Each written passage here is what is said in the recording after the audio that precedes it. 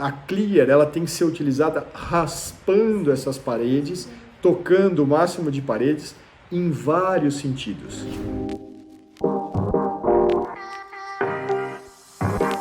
E uma segunda aplicação que a gente considera importante, que traz uma grande contribuição para o clínico, para o endodontista, especialista, né, é a parte de retratamento, onde nós sabemos que é muito difícil.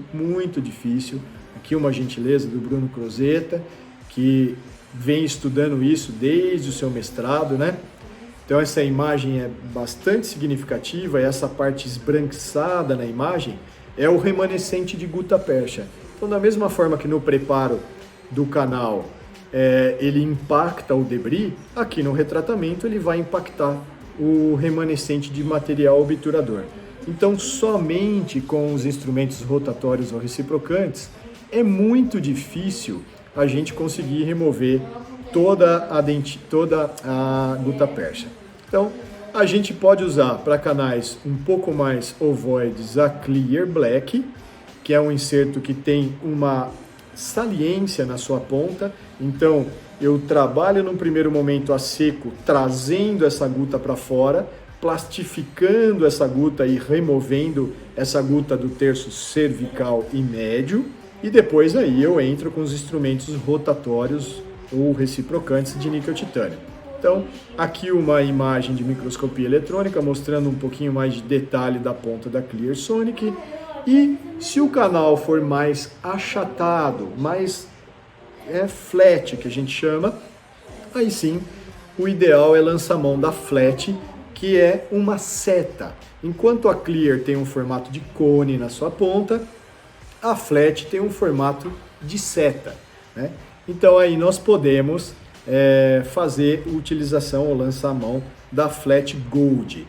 Como elas são muito semelhantes, a olho nu praticamente você não consegue ver a diferença, então nós fizemos Clear Black e Flat Gold, que são duas coberturas, uma negra e uma dourada, que além de tudo, além de facilitar a identificação, também melhoram a dureza superficial, aumentando a vida útil do inserto ultrassônico.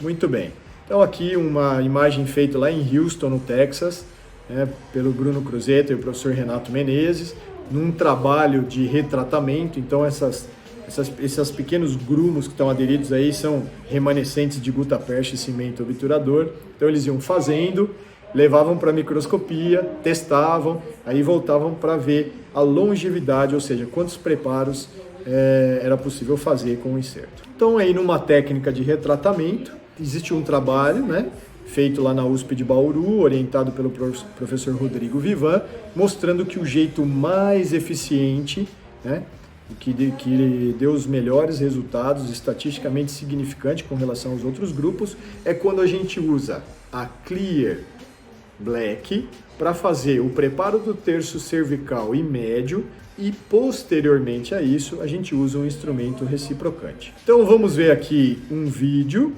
mostrando a Clear trabalhando. Então um detalhe importante desse vídeo, a Clear aqui está com um pequeno pré-curvamento. Esses insertos então permitem, da mesma forma que eu posso pré-curvar uma lima manual 35, eu posso fazer o mesmo tipo de curvatura aqui para uma Clear, para uma Flat, até para um outro inserto de localizar canal, que é a Finder, para que eu tenha um acesso melhor, para que eu tenha um campo de visibilidade melhor e eu possa trabalhar de forma mais ergonômica. Então, faz o uso dessa Clear, ela vai remover essa gutta-percha sem uma gota de solvente sequer. Qual a importância de não utilizar solvente ou deixar de utilizar? Quando eu ponho solvente, eu crio uma lama, uma massa que penetra no interior do túbulo dentinário, que é muito difícil de ser removido posteriormente. Então, como aqui eu não uso solvente, eu faço uma pequena plastificação dessa gutta-percha e aí eu consigo remover essa guta e, além disso, fazer uma pequena raspagem nas paredes, removendo a camada de cimento obturador. Então eu faço isso terço cervical e médio e depois eu posso fazer o restante da remoção desse material obturador. Isso facilita muito no retratamento, porque a gente sabe que grande parte das obturações, principalmente as mais antigas, elas ficam extremamente endurecidas e dificultam bastante o início do retratamento endodôntico, né? Então, além de tudo, eu vou lá e faço essa complementação, né? Então eu vou tirando esse material. Então eu uso uma sequência, eu trabalho em alguns momentos a seco.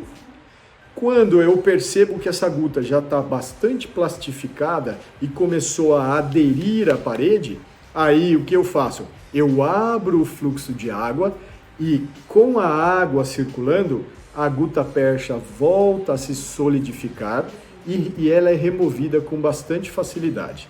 Então, a clear ela tem que ser utilizada raspando essas paredes, tocando o máximo de paredes em vários sentidos, né?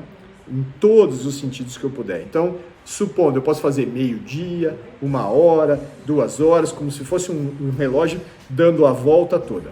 E uma coisa que é muito interessante, e que depois que a gente começa a utilizar e ganhar um pouquinho de experiência, a gente sente aonde a parede do canal ela está limpa e aonde eu tenho guta percha ainda aderida, que a consistência, né, do inserto na guta percha o que a gente sente lá é totalmente diferente da consistência que a gente sente quando o inserto raspa a parede dos canais radiculares. Muito bem.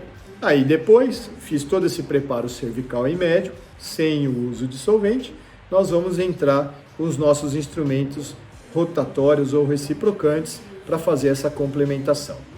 E depois que a gente faz o uso desses instrumentos, a gente volta com os insertos, porque como a gente já viu, toda vez que o instrumento entra na guta, ele cria um espaço, né? Tira uma parte dessa guta, mas também empurra essa guta para as áreas, né, das reentrâncias anatômicas, das anfratuosidades anatômicas. Então, lá mais uma vez, né, fazendo a complementação, e aí, depois que a gente removeu a maior parte desse material obturador, nós vamos finalizar utilizando um inserto que vai ativar a solução irrigadora.